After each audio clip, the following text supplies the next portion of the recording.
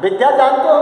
तो यौगिक जो शब्द हैं, यौगिक शब्द का मतलब है कि जो ऐसे शब्द हैं जो किसी न किसी योग की प्रक्रिया से बनते हैं, तो उनमें क्या है? विद्यालय। विद्या, अरे विद्या जो हम पढ़ते हैं, पढ़ाई करते हैं, आल्य, आल्य का मतलब है घर, उसका भी एक सार्थक शब्द है, इसका भी एक सार्थक शब्द है। विद्यालय उसी को तो कहेंगे जहाँ अपन विद्या ज्ञान का अर्जन करते हैं। तो ठीक उसी तरह से प्रत्येक शब्द का अलग अलग करने से सार्थक शब्द बनता है, वो किसी न किसी योग से बनते हैं, वो क्या कहलाते हैं? यौगिक शब्द कहलाते हैं। अब देखिए इसके बाद क्या दिया है आपका? योग रूप। तीसरा क्या दिया है? योग रूप। योग रूप शब्द, योग रूप शब्द। अब ये योग रूप शब्द हैं, वो कैसे हैं?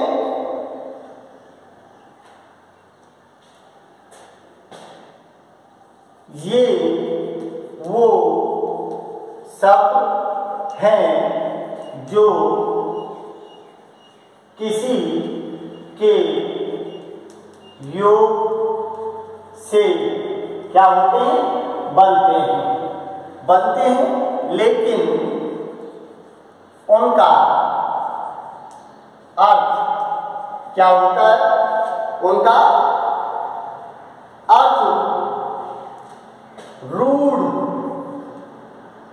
हो जाने के कारण, रूढ़ क्या दिया है? कि रूढ़ हो जाने के कारण एक निश्चित क्या दिया है?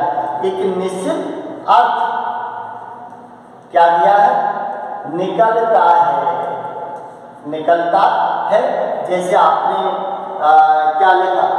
जैसे आपने लिखा जलज, जल, ठीक है। आपने लिखा पंकज, आपने लिखा वारिज। इन तीनों का मतलब क्या है?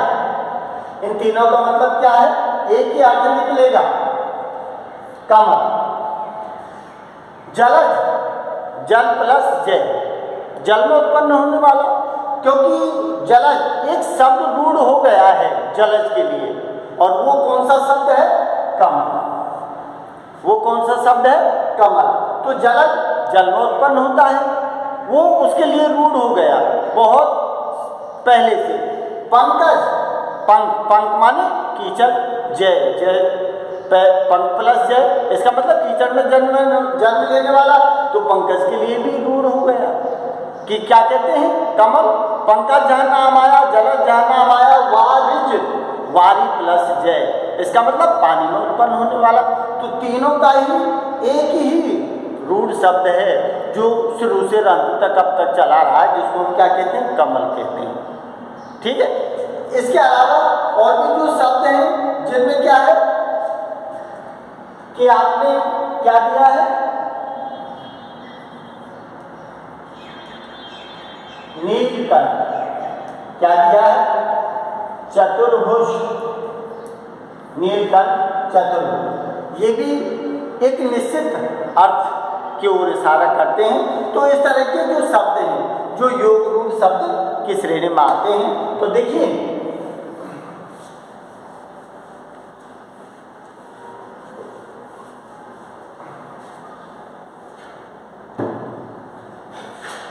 अब देखिए लक्षण, अब देखिए क्या दिया है? लक्षण। तो लक्षण में क्या दिया है? जहां मुख अर्थ में बाधा उत्पन्न होने पर, बाधा उत्पन्न, मुख अर्थ में बाधा उत्पन्न होने पर रूढ़ी, रूढ़ी अथवा, रूढ़ी अथवा प्रयोजन, क्या दिया है? प्रयोजन के आधार, के आधार पर मुख्य अर्थ क्या दिया है? प्रयोजन के आधार पर मुख्य अर्थ से संबंध क्या दिया है? मुख्य अर्थ से संबंधित अन्य अर्थ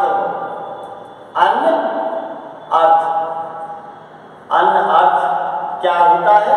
ग्रहण होता है। वहाँ क्या होती है? लक्षण। वहाँ लक्षणा शब्द शक्ति है। और लक्षणा शब्द शक्ति कितने प्रकार की बताई थी मैंने? एक तो क्या है? रूढ़ा लक्षणा है। और ये क्या है? प्रयोजनवती। समझ लो, प्रयोजनवती में भी फिर दो हो गई थी, जिसमें क्या किया था? गौणी। क्या दिया था? गौणी। और यहाँ क्या किया था? शुद्धा। गौणी लक्षणा और शुद्ध लक्षणा। इसके बाद में इसके भी दो भेद कर दिए गौणी के, जिसमें एक क्या था? एक सारोपा और एक क्या था? साध्य-वचना। और इसके भी दो भेद हो गए थे। तो इसके शुद्धा के दो भेद कौन से दिए थे? एक दिया था उपादान और एक दिया था लक्षण लक्षणा। तो ये सारोपा गौणी है और ये साध्य-वचना। तो ये कितने हो गए? 1 2 3 4 5 6 7 8। लेकिन मैंने कल भी कहा था आपको कि जो आपको पढ़ने वाली चीज है वो कौन है? ये चीज है। लक्षणा मुख्यतः दो प्रकार की है, रूढ़ा और प्रयोजनवती। उसी को आपको समझना है। तो देखिए, जिसमें आपने क्या लिखा है? जहां मुख्य अर्थ में बाधा उत्पन्न होने पर, मुख्य अर्थ जो है, मुख्य अर्थ किसमें था? अभिधा में। अभिधा आपने जब पढ़ी तो मुख्य अर्थ में कोई बाधा नहीं होती, उसको तुरंत बिना अवरोध के वो समझ आ जाती है। लेकिन लक्षणा शब्द शक्ति जो है ना, उसमें क्या लिखा है कि जहां मुख्य अर्थ में बाधा उत्पन्न हो। अरे जो मुख्य अर्थ मैंने बोला है, मैंने कोई चीज बोली है और आपने सुनी है और सुनने के बाद भी आपको समझ नहीं आई, वो बाधा उत्पन्न हो गई। तो जहां मुख्य अर्थ में बाधा उत्पन्न हो तो उसको क्या किया? रूढ़ी अथवा प्रयोजन के आधार पर। किसके आधार पर? रूढ़ी। और किसके आधार पर? प्रयोजन। रूढ़ी का मतलब जो परंपरा, जो रीति बहुत दिनों से जो चली आ रही है, उसके आधार पर उसका अर्थ ग्रहण किया जाए। और प्रयोजन का मतलब है कि उसका उद्देश्य कहने का क्या है, उस चीज को समझे। जिसमें क्या दिखाई देती है? लक्षणा का मतलब क्या है? जिसमें गुण, जिसमें क्या है? विशेषता। अरे जो गुण विशेषता है वो छिपे रहते हैं। गुण और विशेषता जो है वो छिपे रहते हैं इसमें। इसीलिए मुख्य अर्थ में बाधा उत्पन्न होने पर रूढ़ी प्रयोजन के आधार पर मुख्य अर्थ संबोधित क्या दिया? मुख्य अर्थ संबंधित अन्य अर्थ क्या करता है? अन्य कोई दूसरा ही अर्थ निकलकर सामने आता है, तो वहां लक्षणा होती है। और लक्षणा के मैंने आपको कल भी बताए थे कि लक्षणा के मुख्य तत्व दो प्रकार की है, जो रूढ़ा लक्षणा है और प्रयोजनवती लक्षणा है। मुख्यतः जो ज्यादातर कंपटीशन और पढ़ाई में आप करते हो। उसके बाद बढ़ते हो तो दो और है, जिसमें क्या दिया है? प्रयोजनवती का खंडन किया है, जिसको एक गौणी लक्षणा माना है और एक शुद्धा लक्षणा माना है।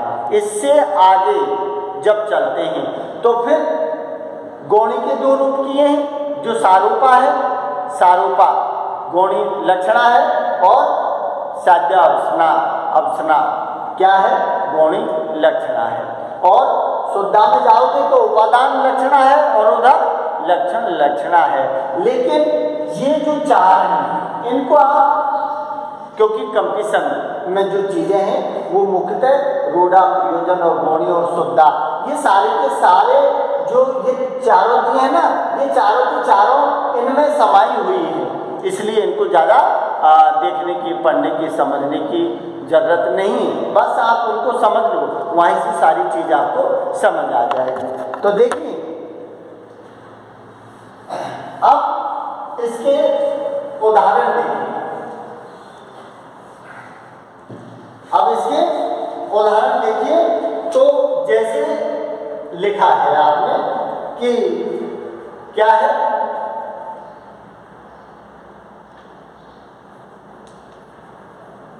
मोहन तो क्या है, गधा है।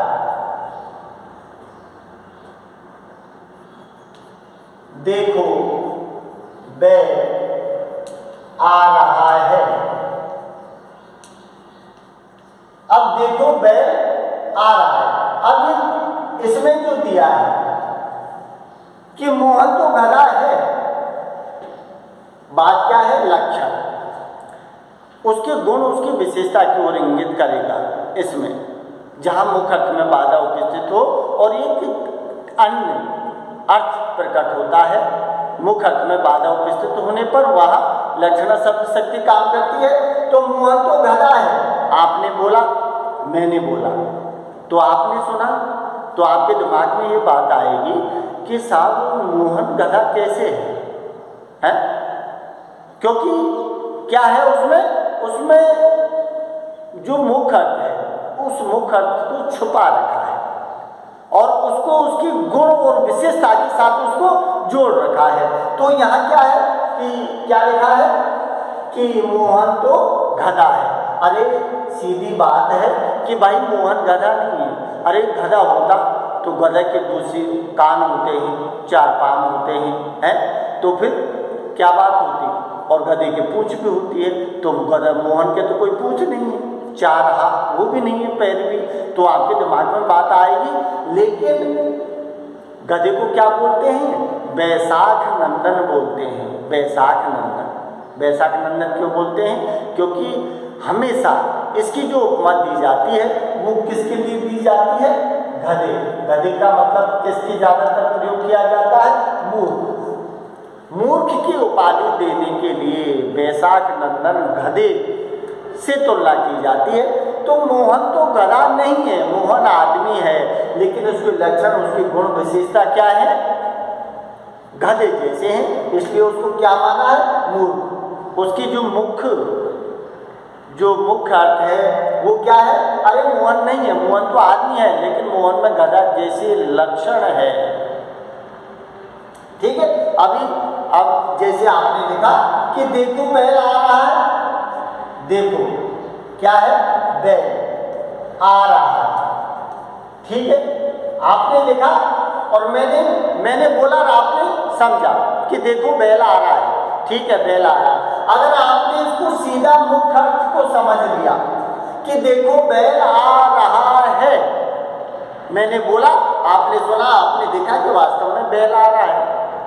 समझ लो आप, जब तो ये क्या हो जाएगी, जब तो ये अभिधा हो जाएगी, जहां अभिधा हो जाएगी, मैंने बोला, आपने तुरंत समझ लिया, तो आपको क्या हो जाएगी, अभिधा। लेकिन यहाँ अगर मैंने उसको किसको दिया है, देखो बैल आ रहा है, अब मैंने किसी व्यक्ति विशेष की ओर इशारा करके उस चीज को कहा है, जो कैसा है, आदमी मस्त है, लेकिन काम धाम करने में वो निकम्मा है, बैल जैसा हष्ट पुष्ट है। तो बैल भी क्या होता है, बेचारा जुए में लगा दिया जाता है, वो चलता रहता है। तो फिर उसका भी देखो बैल आ रहा है, तो उसका मतलब है कि यहाँ अगर उसको लक्षणा में लोगे तो देखो बैल आ रहा है, तो देखो इस शब्द में कहीं न कहीं किसी क्या दिया है, कहीं न कहीं किसी भी व्यक्ति की ओर इशारा, व्यक्ति की ओर इशारा होगा, व्यक्ति की ओर इशारा होगा तो ही बैल आ रहा है। बैल का शब्द भी उसी से लिया है, मूर्ख से। और क्या दिया है कि अगर तुम सीधा लोगे देखो बैल आ रहा है, तो फिर वो अभिधा में चला जाएगा। लेकिन उसको व्यक्ति विशेष की ओर इंगित करके अगर उस शब्द को आपने लिया तो फिर वो लक्षणा में चली जाएगी। तो ये क्या है, गुण और विशेषता के आधार पर चलती है। अब थोड़ी आगे बात करते हैं यहाँ पर। तो देखिए यहाँ सबसे पहले अपन बात करते हैं जिसमें क्या दिया है, रूढ़ा, रूढ़ा लक्षण, रूढ़ा लक्षण। अब देखिए इसमें क्या दिया है कि जहां, क्या दिया है, जहां मुख्यार्थ, मुख्यार्थ में बाधा हो, बाधा होने पर क्या दिया है, रूढ़ी, क्या दिया है, रूढ़ी, रूढ़ी या लोक प्रचलित, लोक प्रचलित आधार पर, लोक प्रचलित आधार पर उसका क्या दिया है, अन्य अर्थ, अन्य अर्थ ग्रहण, ग्रहण किया जाए तो फिर वो क्या होती है, रूढ़ा लक्षणा होती है। क्या लिखा है कि जहां मुख्यार्थ में बाधा होने पर, अरे सीधी बात है, ये चीज तो आपने वहां भी पढ़ी थी लक्षणा में, कि जहां मुख्यार्थ में बाधा उपस्थित होती है वहीं लक्षणा अपना काम करती है। तो जहां मुख्यार्थ में बाधा हो और उसको रूढ़ी या लोक प्रचलित आधार पर, जो रूढ़ी, रूढ़ी का मतलब परंपरा, अरे वो परंपरा बहुत दिनों से, सदियों से वो चलती आ रही है, जिसके लिए वो शब्द, उसका अर्थ फिक्स हो रहा है, ठीक है। तो रूढ़ी परंपरा के आधार पर जो प्रचलित अर्थ है उसका अन्य अर्थ ग्रहण, प्रचलित आधार पर उसका क्या किया जाता है, अन्य अर्थ का मतलब है दूसरा, दूसरा अर्थ ग्रहण, दूसरा अर्थ ग्रहण करना, अन्य है। अब देखिए इसके उदाहरण आपने समझो, क्या लिखा है, इन दोनों घरों में क्या दिया है, झगड़ा हो रहा है, इन दोनों घरों में झगड़ा हो रहा है। और आपने लिखा राजस्थान, राजस्थान क्या लिखा है, युद्ध, युद्ध में उतर क्या दिया है, रहा है। तो ये दोनों चीज लिखिए आप कि दोनों घरों में झगड़ा हो रहा है। बात क्या है कि मुख्य अर्थ जो है उसको समझने में दिक्कत आ रहा है, मुख्य अर्थ है उसको समझने में दिक्कत आ रही है यहाँ कि दोनों घरों में झगड़ा हो रहा है। अरे घरों में कभी झगड़ा नहीं होता, क्योंकि घर तो किससे बने होते हैं, वो तो जो अनेक प्रकार की जो चीज़ें हैं, प्रकृति संसाधन है, उनके द्वारा बने होते हैं। तो घर क्या आपस में दीवारें लड़ लड़ के भिड़ेंगी क्या है। अब उसका जो पीछे अर्थ छुपा है, क्या दिया है, रूढ़ी लोक प्रचलित अर्थ जो इस घर के लिए आया है, जो लोक प्रचलित क्या दिया है कि इन दोनों घरों में झगड़ा हो रहा है। अरे दोनों घरों में झगड़ा हो रहा है, लेकिन उसका लोक प्रचलित अर्थ जो है, प्रसिद्धि, वो किसके का, किससे मिली हुई है, दोनों घरों में झगड़ा हो रहा है। अरे घर तो वहाँ के वहाँ ही हैं, घरों में आपस में कोई झगड़ा नहीं होता। सिर्फ झगड़ा किस पे होता है, जो घरों में रहने वाले जो आदमी है, घर में रहने वाली जो व्यक्ति है और दूसरे घर में जो रहने वाले व्यक्ति हैं, उनके बीच में झगड़ा हो रहा है। घरों में कोई झगड़ा नहीं होता है, क्योंकि घर एक दूसरे घर से उठकर नहीं जाते लड़ने के लिए। तो जहाँ क्या दिया है कि अन्य अर्थ की ओर इशारा करता है, तो यहाँ क्या दिया है कि दोनों घरों के झगड़ा हो रहा है। दूसरी चीज क्या दी है, राजस्थान युद्ध में उतर रहा है। अरे राजस्थान युद्ध में उतर रहा है, संकेत किया है आपको, लेकिन आपके दिमाग में कि राजस्थान युद्ध में उतर रहा है, राजस्थान तो बहुत बड़ा है, राजस्थान युद्ध में कैसे उतरेगा। अरे राजस्थान के जो वीर रणबांकुरे हैं, जिनका इतिहास गवाह है, जिन्होंने बड़े बड़े युद्ध जीते हैं, महाराणा प्रताप जैसे लोगों को, तो फिर रणबांकुरे वीर सैनिक हैं, तो वहाँ राजस्थान के युद्ध में उतर रहा है, तो वो किसकी ओर संकेत कर रहा है, राजस्थान के वीर सिपाही रणबांकुरे हैं ना, उनकी ओर इशारा कर रहा है, उनकी गुण, उनकी विशेषता, उनकी ओर इशारा कर रहा है। तो ये क्या है कि रूढ़ा लक्षणा, जो एक रीति, एक परंपरा, और क्या दिया है कि जो लोक प्रसिद्धि अर्थ है, जो लोक प्रचलित हो रहा है, उसके आधार पर उसका अन्य अर्थ लगा लिया जाता है। तो देखिए इसके अलावा और उदाहरण जो है जिसमें आपने लिख दिया है, क्या लिख दिया है, जैसे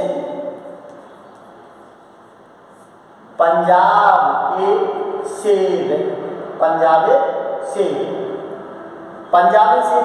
अरे पंजाब कोई शेर थोड़ी है, पंजाब तो राज्य का नाम है, कोई शेर नहीं है, लेकिन उसमें रहने वाले जो लोग हैं वो कैसे हैं, साहसी पुरुष हैं, साहसी पुरुष हैं, इसीलिए उसको क्या बोल दिया, शेर। समझ लो। तो एक लोक प्रचलित अर्थ, रूढ़ी परंपरा के आधार पर जो चलता आ रहा है, उसका अर्थ उसमें लगा दिया जाता है।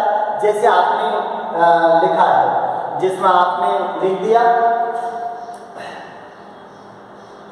राम पुलिस को देखकर क्या हो गया,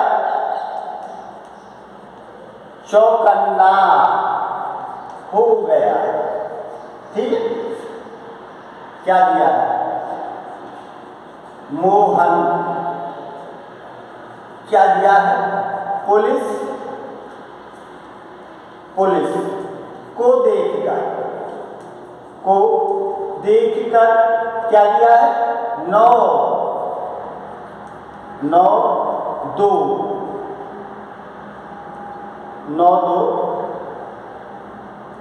पुलिस को देखकर 9-2 11 हो गया। ठीक है, तो ये क्या है, ये क्या है कि राम पुलिस को देखकर चौकन्ना हो गया। अब इसमें शब्द क्या आया है, यहाँ राम पुलिस को देखकर चौकन्ना हो गया, चौकन्ना शब्द आया है। और चौकन्ने का मतलब क्या है, जब आप इसके शब्द के अर्थ पे जाओ, जब तो चौकन्ने का मतलब होता है 4 कानों वाला, चौकन्ना बोलते हैं उसको, 4 कान जिसके होते हैं ना, वो चौकन्ना होता है। ठीक है, कभी कभार आपने ग्रामीण परिवेश में कान में से कान छट जाता है और उसको भी आदमी चौकन्ना के नाम से बोल देते हैं। तो ये क्या है, एक लोक रूढ़ी, प्रचलित रूढ़ी है। तो यहाँ लेकिन अब राम पुलिस को देखकर चौकन्ना हो गया, तो चौकन्ना का मतलब 4 कानों का होता है। इसका मतलब ये थे कि ये थोड़ी है कि राम ने पुलिस को देखा, राम के 2 की जगह 4 कान हो गए, ऐसा अर्थ नहीं। यहाँ अरे कान तो 2 ही हैं उसके, लेकिन चौकन्ने का मतलब है कि वो क्या हो गया, सावधान। क्या हो गया, सावधान। क्या बोलते हैं, सजग। अरे वो सजग, वो सावधान हो गया, चौकन्ना हो गया। तो ये क्या दिया है कि एक प्रचलित अर्थ है, रूढ़ी के आधार पर जिसको लगाते हैं। मोहन पुलिस को देखकर 9-2-11 हो गया। अरे 9-2-11 हो गया, 9-2-11 हो गया। ठीक है, 9-2-11 हो गया, लेकिन 9-2-11 का रूढ़ी परंपरा के अनुसार उसका अर्थ क्या है, जो हमारे बीच, समाज के बीच चल रहा है, जिसको हम सुनते आ रहे हैं। तो आप, मैंने बोला कि मोहन क्या हो गया, पुलिस को देखकर 9-2-11 हो गया, इसका मतलब कि वो भाग गया। तो 9-2-11 का मतलब क्या होता है, भागना। तो ये सारे किसके ऊपर है, रूढ़ी और लक्षणा के आधार पर। अब देखिए ध्यान रखना कि रूढ़ी जो लक्षणा है, इसमें सारे के सारे जो क्या होते हैं, मुहावरे और क्या होते हैं, लोकोक्ति। मुहावरे और लोकोक्ति ये सारे के सारे रूढ़ा लक्षणा के अंतर्गत आते हैं, ये ध्यान रखना। ठीक है, अब अपन देखते हैं किसको, प्रयोजनवती। तो देखिए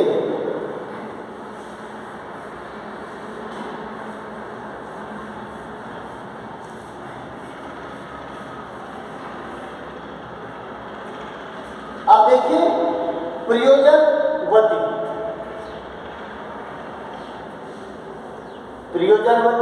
प्रयोजनवती इसमें क्या है, दो है। तो यहाँ क्या मान लिया आपने, प्रयोजन और यहाँ क्या मानी थी, रूढ़ा। यहाँ क्या है, रूढ़ा लक्षणा हो गई और यहाँ क्या हो गई, प्रयोजनवती लक्षणा हो गई। अब प्रयोजनवती लक्षणा क्या है, उस चीज को समझ लो। इसमें जहां किसी शब्द का निहित अर्थ किसी अर्थ में क्या दिया है, में लेकर, नियत अर्थ न लेकर